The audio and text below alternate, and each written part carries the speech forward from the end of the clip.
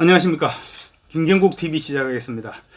어제 국회의원회관에서 보기 드물게 탈당 기념 행사가 열렸습니다. 길게는 수십 년간, 또 짧게는 수년간 민주당 당직을 가지고 있던 사람들이 탈당한 이후에 참석했는데 한결같은 반응이 있다면 후련하다, 그리고 남아있는 사람들에게는 안쓰럽다, 이런 반응을 보였습니다. 도대체 이재명의 민주당이 어쨌기에 이런 반응을 보이는지 모르겠습니다. 탈당 인사들이 탈당 후 틀어놓은 최근 발언들을 보면 이재명 1인 체제의 민주당이 어떤 정당이었는지를 실감하게 됩니다. 민주당을 탈당해서 최근 국민의힘에 입당한 이상민 의원, 입당 뒤에 국민의힘 비공개 중진 연석회의에 참석했다가 깜짝 놀랐다고 합니다. 정말로 민감한 이슈인 김건희 특검법, 그러니까 도이치모터스 특검법이죠. 도이치모터스 특검법에 대해서 의원들이 아무렇지도 않게 신랄하게 의견을 주고받는 것을 보고 일종의 충격을 느꼈다는 것입니다. 민주주의 국가에서, 그것도 정당이라는 곳에서 너무나도 당연한 의견 수렴 과정이죠. 그런데 지금 민주당에서는 그런 일이 불가능하게 된 지 꽤 오래됐다는 얘기입니다.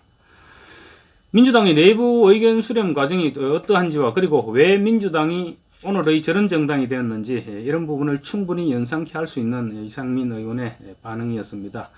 이 의원은 이렇게 얘기했습니다. 3선 이상 의원들이 모인 자리에서 뜻밖이라고 생각했다. 그러니까 초재선들 같으면 자기 마음대로 얘기를 하지만 3선급 넘어 중진이 되면 또 아무래도 당이나 이런 부분들을 생각하고 발언을 좀 점잖게 하는 편인데 그러지가 않았다는 것입니다.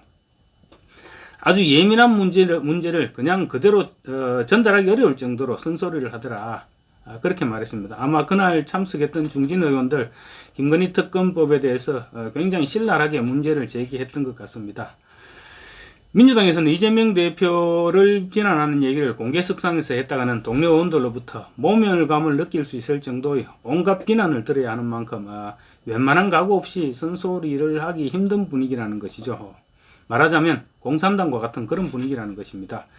이상민 의원의 직접적인 표현은 아니었지만 발언의 내용을 보면 민주당과 국민의힘을 마치 북한을 탈북해서 대한민국으로 귀순한 그런 정도의 차이가 있었던 것으로 이렇게 묘사했습니다. 말하자면 민주당과 국민의힘은 공산당과 민주주의 정당 정도로 차이가 확연하다는 것이죠.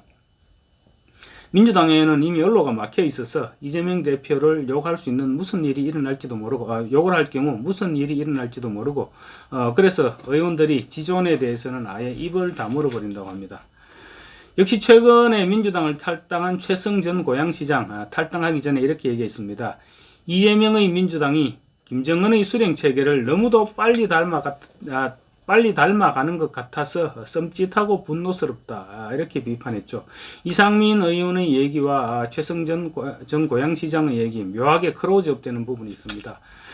또 탈당한 사람들이 탈당 소회를 들어보면 이재명의 민주당이 어느 정도 당 내부를 압박하고 있는지도 잘 드러나고 있습니다. 이상민 의원은 사실은 마음이 편안하다.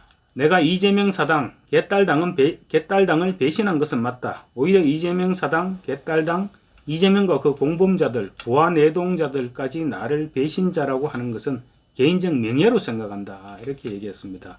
이상민 의원 또 페이스북을 통해서는 이재명 사당, 개딸당으로 변질된 민주당이 더 이상 존속하는 것은 국가적 재앙이다. 이재명과 그 공범자들, 개딸들을 퇴출시키지 않고 그냥 방치했다가는 머지않아 크게 후회하게 될 것이다, 라고도 말했습니다. 며칠 전 탈당한 조홍천 의원 이렇게 얘기합니다. 일반 고교에 다니다가 일진이 없는 대안학교로 전학 온 기분이다.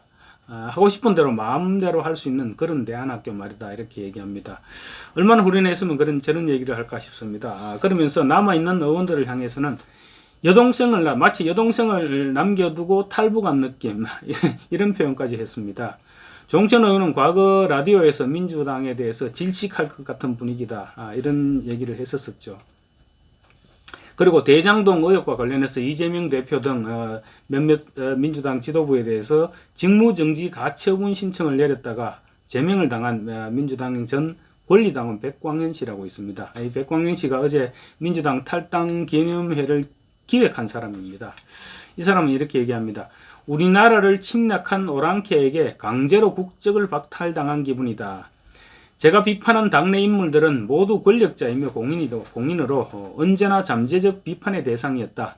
그런데 같은 당이라고 눈 감아주고 침묵하고 무조건 응원한다면 그것은 민주정당이 아니라 공산당이다. 이렇게 얘기했습니다. 최승전 고양시장 탈당하면서 이재명 대표에게 북한의 수령 체계와 민주당 이재명 대표의 유일적 영도 체계에 대해서 어떻게 생각하느냐, 언제 한번 토론해 봅시다. 조롱조로 이렇게 얘기했습니다. 김정은 수령 체계와 이재명 대표 체계가 다를 바 없다는 점을 강조한 것이죠.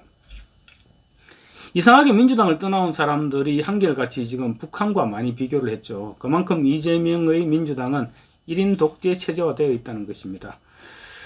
어제 국회의원회관에서 열린 민주당 탈당 기념행사에서도 후련함이 묻어나왔습니다. 입당 기념행사는 저도 수없이 많이 봐왔지만 탈당 기념행사는 30년이 넘도록 국회를 지켜봤지만 탈당 기념행사는 처음입니다. 트로트곡 무증브루스를 개사해서 이재명 예원에도 소용없겠지.